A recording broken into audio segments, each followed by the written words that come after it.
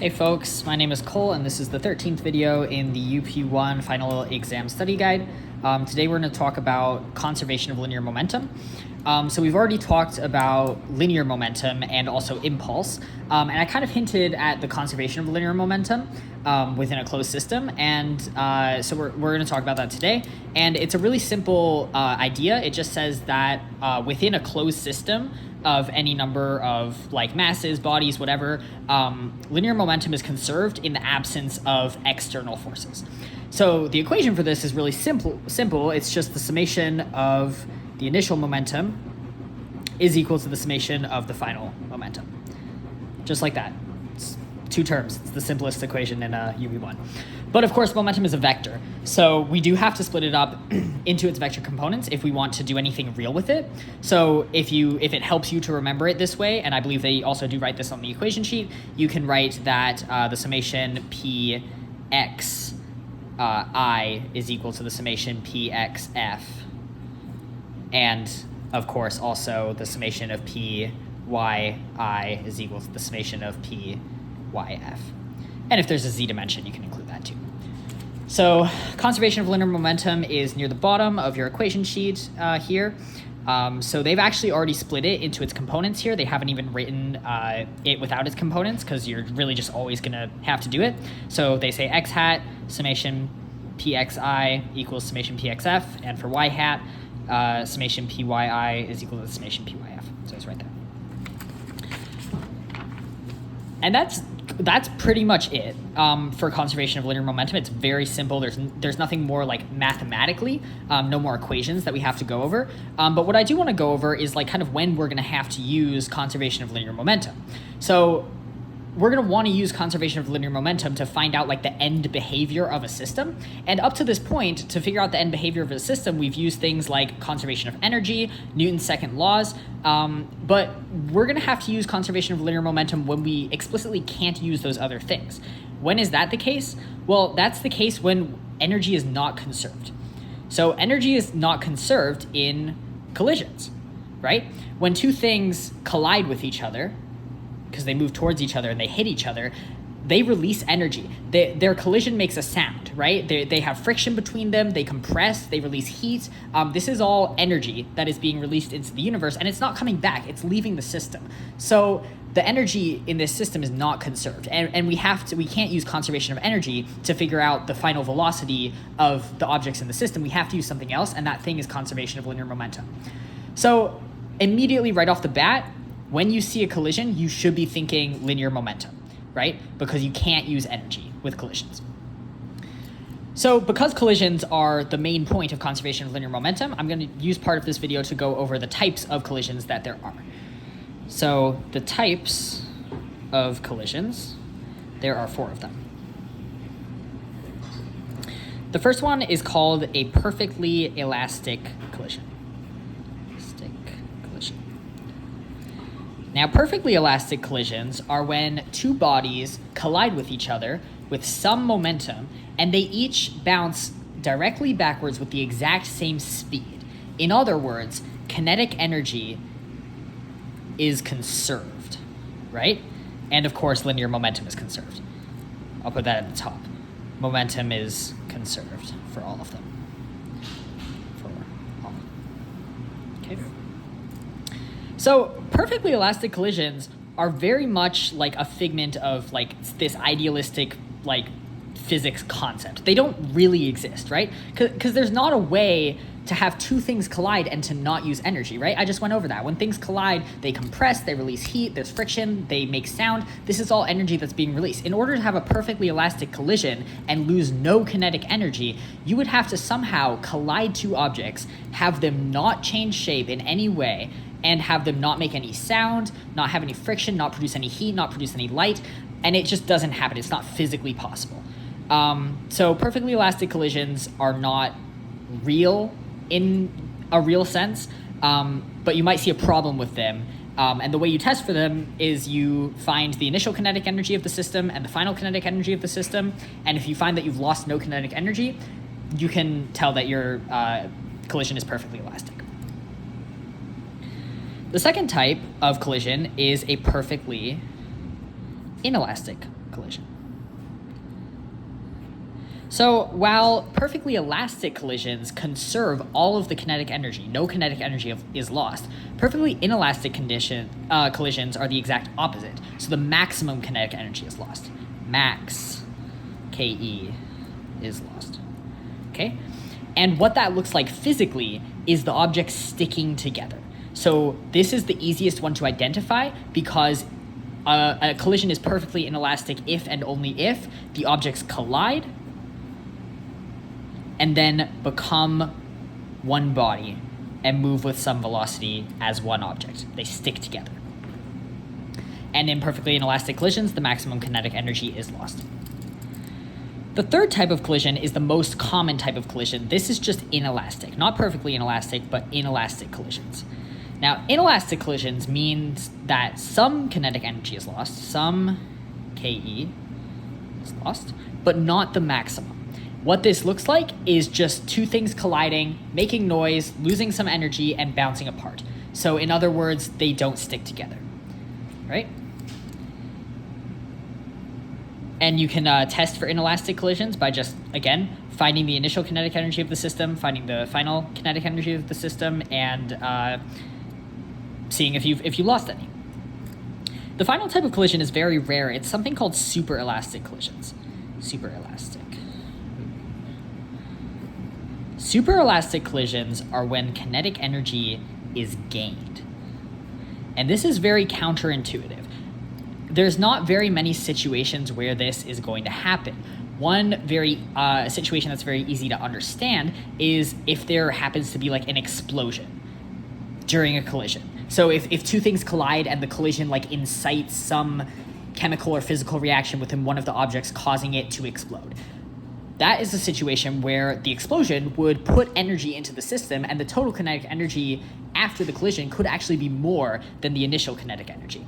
So for example, if I threw a ball horizontally and then also threw a grenade at it and the grenade exploded when it hit the ball, the grenade's explosion would put some energy into the system and everything would fly away at a much higher speed than it came in with. So that's a superelastic collision, and once again, you test for that by finding the initial kinetic energy and the final kinetic energy, and if you've somehow gained kinetic energy, your collision is superelastic. So in general, to solve for the type of collision, which may be a question on the exam, you're going to find the initial kinetic energy and the final kinetic energy and ask yourself, how much is lost, what's going on. The only one that you can immediately tell what type of collision is perfectly inelastic because the two objects will stick together and the maximum kinetic energy is lost. So with all of that in mind, I do want to do a quick problem with conservation of linear momentum. I just want to do a really simple example of two masses colliding with each other, and we're going to find the final speed and the kinetic energy lost. So I'm going to have an initial object of mass, let's say 2 kilograms, moving, let's say, with a speed of 5 meters per second at an angle of 45 degrees above the horizontal. And then I'm going to have another object, let's say 3 kilograms, moving at 8 meters per second, completely to the left. And these two objects are going to collide. And I'm going to tell you that after the collision,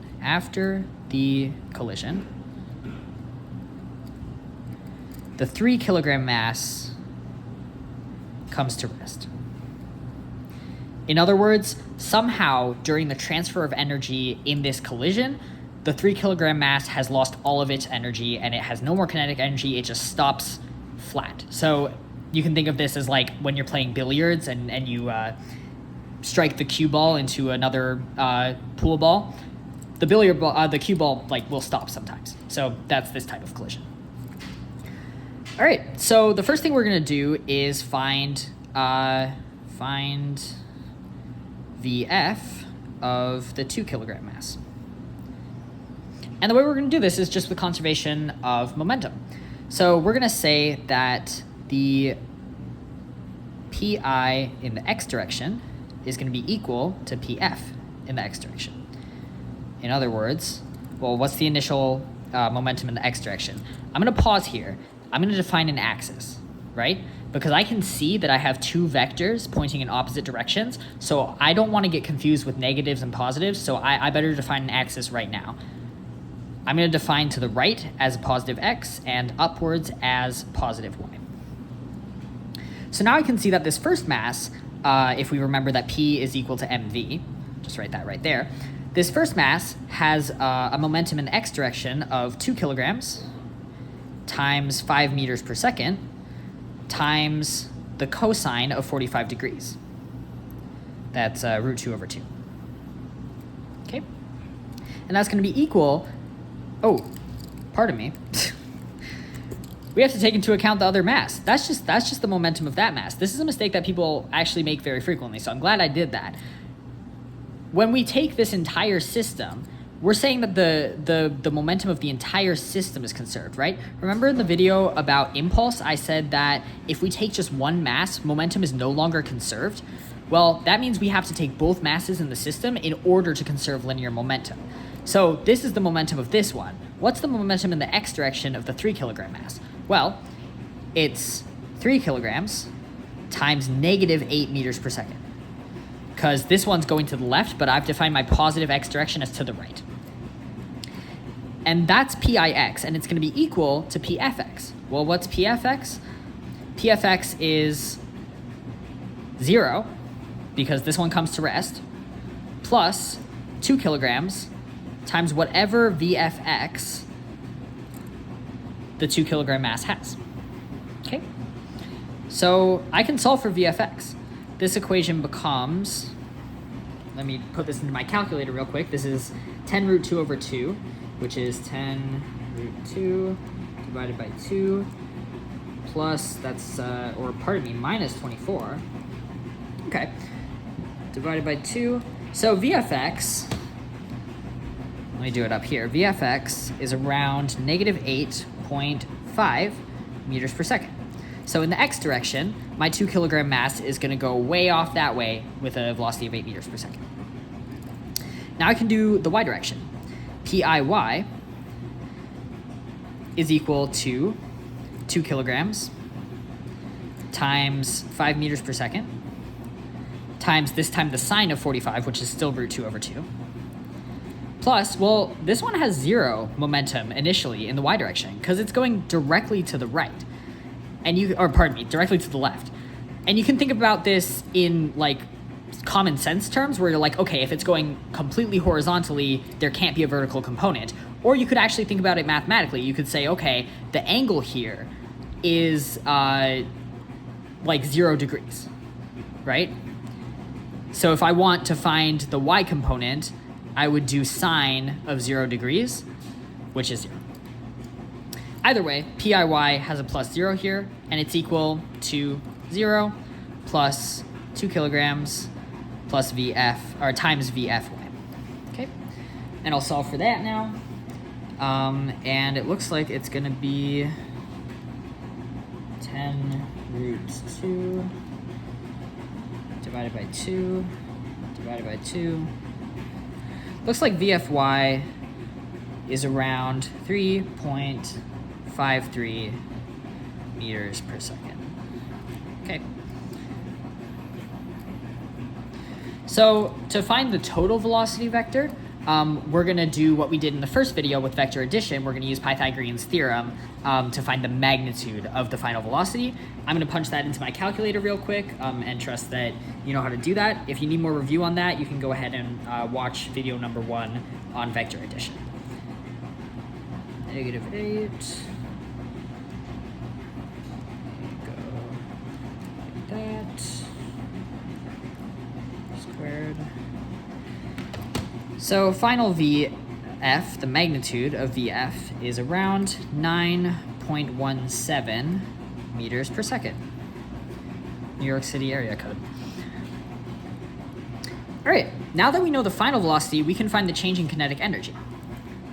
Delta Ke is Kef minus Kei.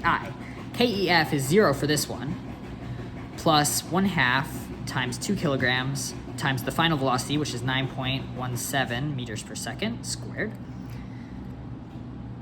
Okay, let's do delta. Let's just do Kei. Okay, and that is 0.5 times 2 times 9.17 squared. That's around 84 joules of kinetic energy. That's KEF. KEI is going to be the addition of the kinetic energy of this mass plus the kinetic energy of that mass. So that's going to be 2 times, or 1/2, pardon me, times 2 times 5 squared, plus 1/2 times 3 times 8 squared, which is going to be 0.5 times 2 times 25, plus 0.5 times 3 times 64, and that is 121 joules. So we've lost some energy. We've lost, in fact, we've lost 37 joules of energy. So what type of collision is this? Well, it's an inelastic collision, right? Because we've lost energy, so it can't be perfectly elastic or super elastic, but it also can't be perfectly inelastic because we saw that the masses didn't stick together. This one stayed put while this one went off at 8 or 9 meters per second that way. So this is an inelastic collision. If you want more practice with this, I understand that this example was a little bit rushed. I am going to do a more in-depth example where I'm going to go a little slower and have a few more components in a different video. But for now, you can also go to your course materials, get a lot of practice. There's a whole expert TA module on conservation of momentum. And this is very similar or akin to the type of problem that you might see on an exam. So next time we're going to go over center of mass. So I'll see you then.